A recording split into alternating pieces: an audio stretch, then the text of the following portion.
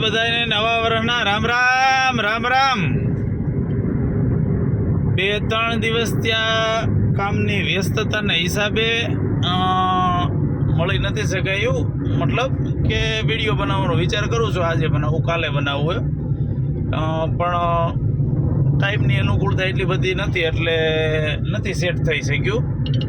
અને આજે વિડીયો બનાવવાનો મારો ઉદ્દેશ એવો છે, હકીકત તો મારે પહેલે જ દિવસેથી હું વિચાર કરતો હતો કે નવા વર્ષને દિવસે જ બનાવવો એમ, કારણ કે નવા વર્ષ, બેસતા વર્ષ, નૂતન વર્ષાભિનંદનને લગતો જ મારે વિડીયો બનાવવાનો હતો।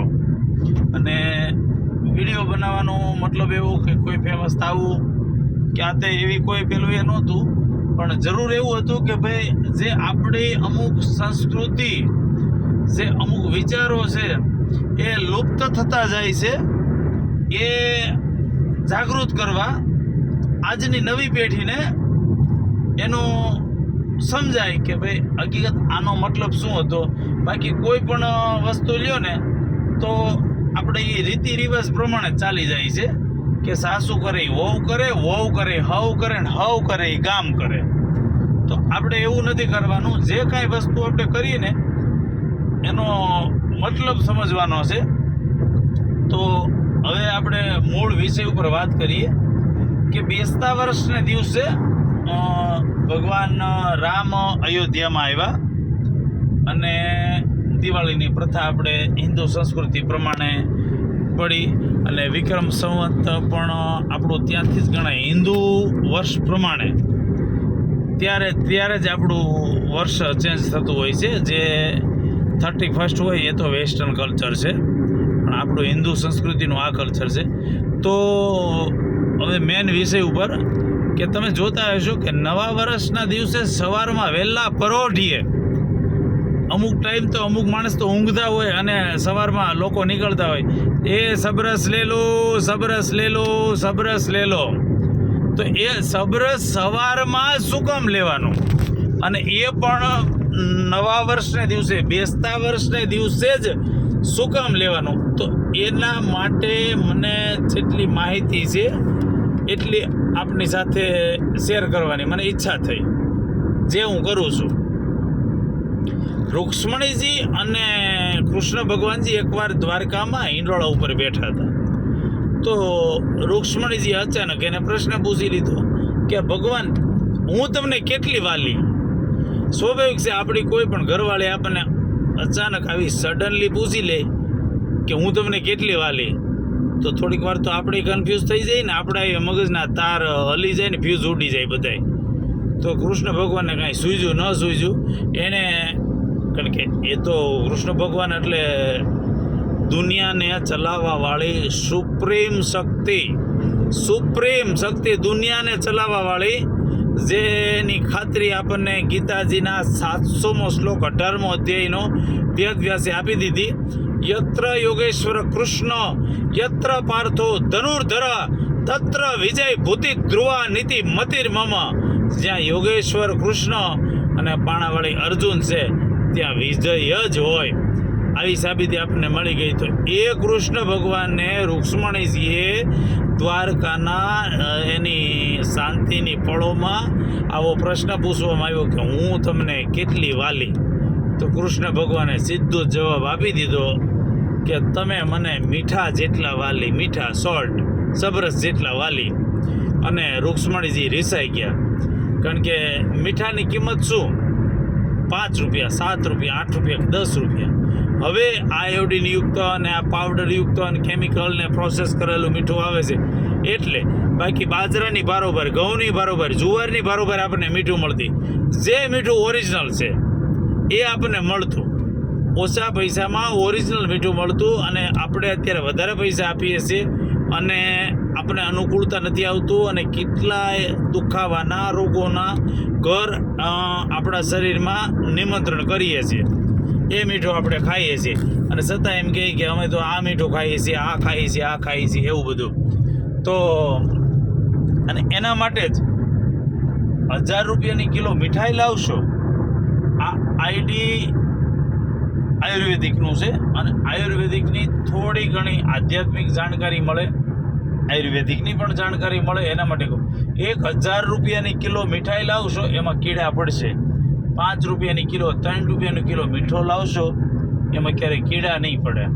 તો કોઈ પણ દુખાવો હોય પેટમાં, લીવરમાં, આંતરમાં, કોઈ પગમાં, હાથમાં, કમરમાં, કોઈને ઇન્ફેક્શન હોય, કોઈને ટ્યુમર હોય, કોઈને નસ બંધ હોય, જેના કારણે બ્લડનું સર્ક્યુલેશન ન થતું હોય અને એના હિસાબે દુખાવો થતો હોય તો સરસોનું તેલ લગાવવું, અથવા તો આઈડી સ્વાસ્થ્યમ આયુર્વેદિક ઉપચાર કેન્દ્ર એમાંથી કોઈ પણને ઓઇલ અથવા તો એની બામ છે એ મગાવી લેજો અને એની ઉપર મીઠાનું શેક કરજો. જે દવા કોઈ પણ પૈસા ખર્ચી રિઝલ્ટ નહીં મળ્યું હોય એટલું રિઝલ્ટ આ ઓઇલ લગાવવાથી, આ બામ લગાવવાથી, ઉપર મીઠાના શેક કરવાથી મળશે. મીઠાનું મતલબ એટલું બધું સમજાવવાનું કારણ એ છે. તો રૂક્ષ્મણીજીએ કહી દીધું, રૂક્ષ્મણીજી રીસાઈ ગયા કે બસ મને મીઠા જેટલું જ મહત્તમ આપે છે જે 2-4 રૂપિયા 5 રૂપિયાની કિલો આવે છે. રૂક્ષ્મણીજી રીસાઈ ગયા અને કૃષ્ણ ભગવાનને આમ તરત એવી લાઈટ થઈ કે રૂક્ષ્મણીજી રીસાઈ ગયા છે, હવે રૂક્ષ્મણીજીને મનાવવા પડશે. તો રૂક્ષ્મણીજી તરત ઈંડોળેથી ઊભા થઈ ગયા. જેમ આપણે નવરાત્રિમાં માતાજીનો એક બહુ પ્રાચીન ગરબો છે, સાંભળતા હોય છે, એ અંબા ઈંડોળેથી ઉઠિયા રે માં, એ ઉઠાયા સુરી માત વેડ વંજની, અંબાયા માય પદ દાયની રે માં. એમ માતાજી રૂક્ષ્મણીજી તરત ઈંડોળેથી ઊભા થઈ ગયા અને કૃષ્ણ ભગવાનને હાડો હાડ ખોટું લાગ્યું કે ભાઈ આ વસ્તુ મારે રૂક્ષ્મણીજીને બરોબર સમજાવી જોશે. અને ભગવાને નક્કી કર્યું કે એના વ્યંજન ભોજનશાળામાં ગયા અને ઓર્ડર આપી દીધો. રૂક્ષ્મણીજીને જે ભાવતા ભોજન હતા તે તમામ વસ્તુ રૂક્ષ્મણીજીને ભોજનશાળામાં બનાવવાનું કહી દીધું. પણ ખાસ કરીને એટલું કહેવામાં આવ્યું કે કોઈ પણ રસોઈની અંદર સબરસ કહેતાને મીઠું નહીં નાખતા. ન નાખ્યું અને ભોજન બનાવી નાખ્યું બરોબર. તો રૂક્ષ્મણીજીને મનાવ્યા અને કૃષ્ણ ભગવાન સાથે જમવા બેઠા અને જમવાનું ચાલુ કર્યું. કૃષ્ણ ભગવાન તો રાહ જોઈને જ બેઠા હતા કે ભાઈ કૃષ્ણજી રૂક્ષ્મણીજી પેલો કોળિયો ભરે અને એનાથી શું અભિપ્રાય આવે છે એના પછી આપણે વાત કરીએ એમ. તો રૂક્ષ્મણીજીએ એવું કીધું કે આમાં તો બિલકુલ મીઠું નથી. તો કે મીઠું જ નથી ને ખાલી, બાકી તો બધું બરોબર છે. એટલે કે ના પણ તોય પણ મજા નથી આવતી એમ. એટલે ત્યારે કૃષ્ણ ભગવાને એને સમજાવ્યું કે આને સબરસ કહેવાય. સબરસ એટલે બધાનો રસ. જે ચારણની અંદર દેવ કરતાં પણ, જેમ કે વૈષ્ણવ સંપ્રદાયમાં પ્રભુજી અને પ્રભુજીના આગળ મહાપ્રભુજી, એમ ઈશ્વરાસો પરમાત્મા એ ઈશ્વરદાન ગઢવી થઈ ગયા. અને જેણે હરિરસ નામનું પુસ્તક લખ્યું અને એમાં સબરસનું મહત્ત્વ સમજાશે લોકોને. જો એમાં ડીપમાં લોકો જાણશે, વાંચશે, અથવા તો કોઈ એવો ઇન્ટરેસ્ટ બતાવશે કે ભાઈ આ કોમેન્ટ કરીને કે ભાઈ એના વિશે મને જાણવું છે કે ઈચ્છા છે. આવી રીતના આયુર્વેદિકની કોઈ પણ વાત હોય, આપણી આધ્યાત્મિકની કોઈ પણ વાત હોય તો કોમેન્ટ કરી અને આપ સામેથી એવી ઈચ્છા પ્રદર્શિત કરો કે ભાઈ અમને હજુ જાણવું છે, આયુર્વેદિક વિશે પણ જાણવું છે. અને આપણો ભારતીય સંસ્કૃતિના વારસા પ્રમાણે કે જે મંદિરની અંદર ઘંટ હોય, મંદિરની અંદર કાચબો હોય, મંદિરની અંદર દાનપેટી હોય, આપણા ઘરે સ્વસ્તિક કરેલું હોય, ઉમરા પૂજન શા માટે હોય, આવા ઘણા બધા હિન્દુ સંસ્કૃતિના પ્રતીકો છે. એના વિશે જાણવાની ઈચ્છા થાય તો આપ શ્યોર કોમેન્ટમાં કરી શકો છો કે ભાઈ આમના વિશે જાણવું છે. અમારી સમજ શક્તિ પ્રમાણે, અમારા અભ્યાસ પ્રમાણે જરૂર તમને બતાવીશ. અને જો તમે આવું કહેશો તો મને પણ પોતાને પ્રોત્સાહન મળશે કે ના જે અમારું બોલેલું છે, અમારો અભ્યાસ છે, અમારો કમસે કમ વિડીયો બનાવેલો છે તે સાર્થક થશે. તો આપ કોઈ પણ વિષય ઉપર જાણકારી મેળવવામાં, કોમેન્ટ કરવામાં સ્વાસ્થ્યમ આયુર્વેદિક ઉપચાર કેન્દ્ર પર આપ પૂરી આયુર્વેદિક જાણકારી મળશે, આયુર્વેદિક દવા મળશે, નજીવા ખર્ચે તમને માહિતી મળશે. અને બધું જરૂરી નથી કે તમને પૈસાથી જ દવા મળશે. તમારો પ્રોબ્લેમ કહેશો, જો સારું થતું હશે દેશી ઉપચારથી, ઘરગથ્થુ ઉપચારથી, તો તમને ઘરે જ એનો દવા, એનો ઈલાજ બતાવી દેવામાં આવશે. તો માટે આ વસ્તુ ખાસ ધ્યાન રાખજો. હવે આપણે મૂળ વિષય ઉપર આવીએ છીએ. તો રૂક્ષ્મણીજીને એવું કીધું કે ખાલી મીઠાની જ કમી છે ને એમ. ત્યારે કૃષ્ણ ભગવાને કીધું કે ભાઈ મીઠું એટલે સબરસ છે, અને સબરસ એટલે બધોય રસ, બરોબર.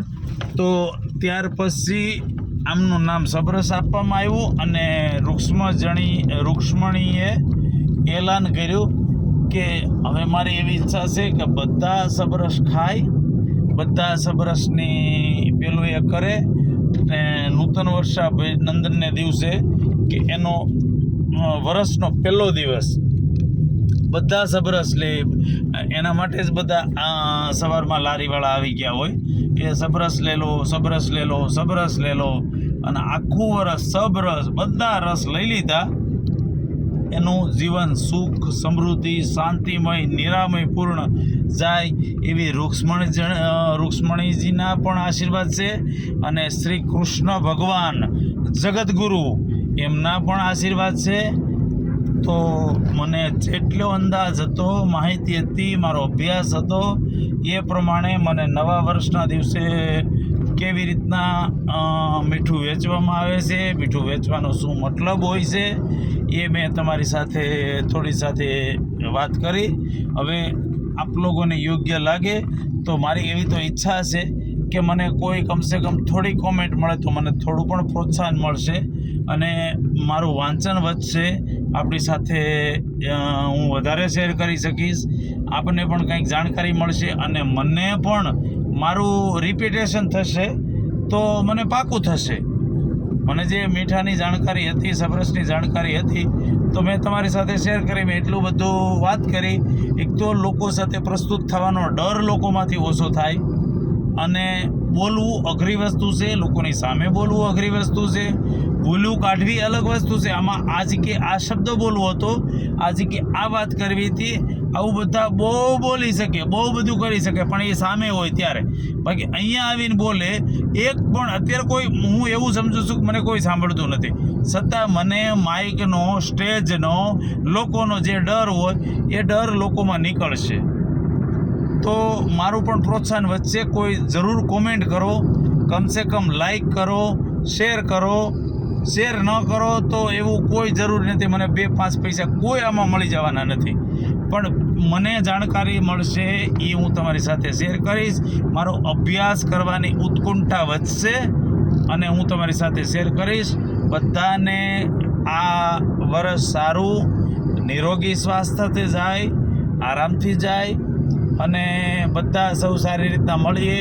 અને આવી જ રીતે એક પણ વ્યક્તિ ઓછો થયા વગર 5 વ્યક્તિ, 50 વ્યક્તિ આપણી સાથે નવા જોડાયેલા વ્યક્તિ સાથે આવતા વર્ષે મળીએ એવી શુભકામના. અને અંતે વેદના મંત્ર સાથે હું પૂરું કરું છું.